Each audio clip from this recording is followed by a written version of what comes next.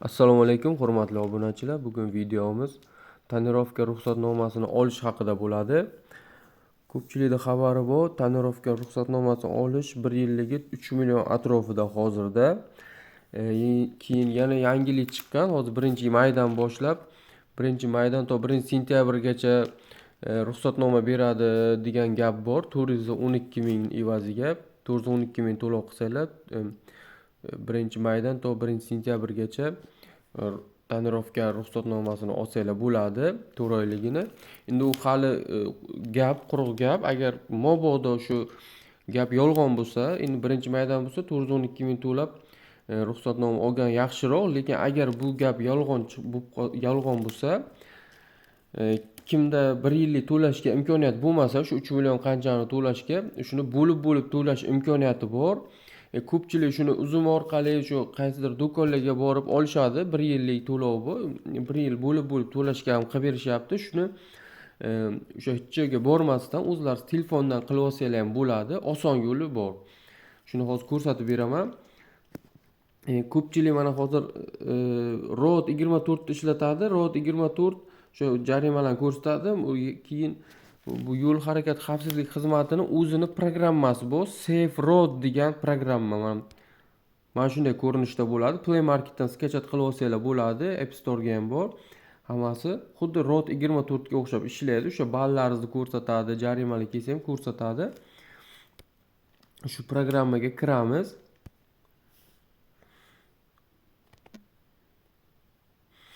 Mana mashinangizni ulaysiz, mashinangizda birinchi o'sha ma'lumotlarni kiritsanglar, texpasportda mana shunday ko'rinishda bo'ladi. Mana jarimalar yo'q, hammasi sug'urta, hamma ma'lumotlar. Endi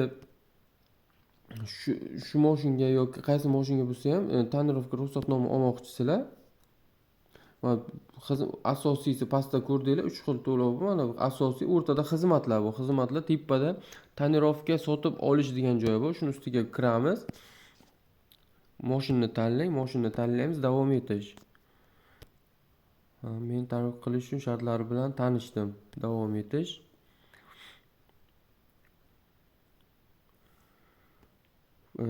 To'lov miqdori mana agar naqdga olsanglar 3 million 296 ming so'm ekan. O'sha hamma o'zi ma'lumotlaringizni ko'rsatib beradi, qachongacha. Mana amal qilish muddati 10-aprel 2027-yilgacha deb ko'rsatgan. Yengil avtomobil hammasini ko'rsatdi. To'lashga bosamiz va davom etish.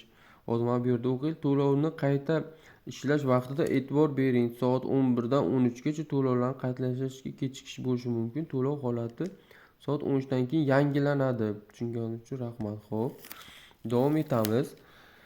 Mana bu yerda agar naqd to'lov qilmoqchi bo'lsangiz, mana karta orqali ustiga bosasiz, bo'ldi.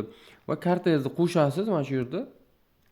Mana karta raqam, yil, o'sha kartani srokini kiritasizlar, o'zi o'sha avtomatik to'lov qilib sizlarga shu ruxsatnomani chiqarib beradi. Agar naqd bo'lmasa, mana muddatli to'lovga ham shu programma qilib beradi. 3 oylik, 6 oy, 9 oy, 12 oy.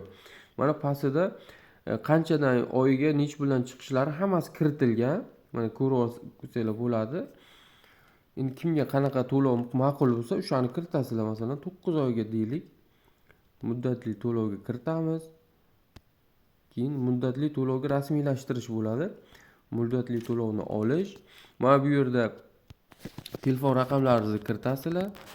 Endi bu yerda birinchi shaxs, ikkinchi shaxs kimni, oilangizni, ota-onangizni farqi yo'q. Yana qo'shimcha telefon raqam kiritish kerak. Siz bilan bog'lana olishmasa, shu raqamga telefon qilishadi. Kiritasizlar. Mana bu yerda karta raqamni kiritasizlar.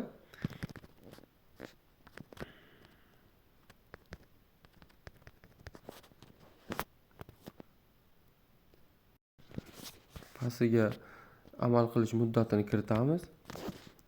Davom etish. Telefon SMS keladi.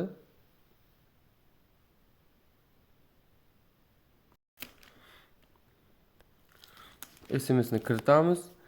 Mana bu yerda manaki o'sha ariza raqam, ko'rsatilgan xizmat, sotib olish uchun invoice raqami hammasi kelib chiqib ko'rsatildi. Bu yerda manaki muddatni tanlaysiz.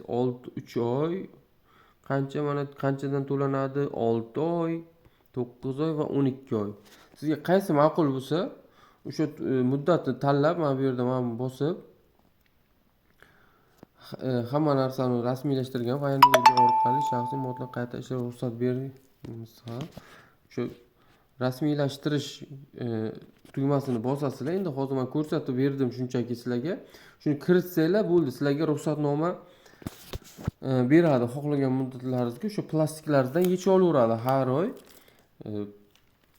Shu ruxsatnomasini ham PDF formatda tashlab beradi. Uni keyin kompyuterdan chiqarib olib, mashinaga qo'yib qo'ysanglar, gaya xodimlar so'ragan vaqt ko'rsatasizlar. Mana shu oson yo'li olishdi. Yana endi kimdir tushunmasa, ko'pchilik borib do'konlarga borib o'sha tonirovkani o'sha moshin bozorlardan olishadi. Shu ruxsatnoma uzum orqali, uzum nasiyada ular olishadi. Mana shu ham oson, uydan chiqmasdan o'zlaringiz qilib olsanglar ham bo'ladi. Videomiz yoqqan bo'lsa, like, podpiska bosishni unutmanglar. Keyingi videolarda ko'rishguncha xayr, sog' bo'linglar, salomat bo'linglar.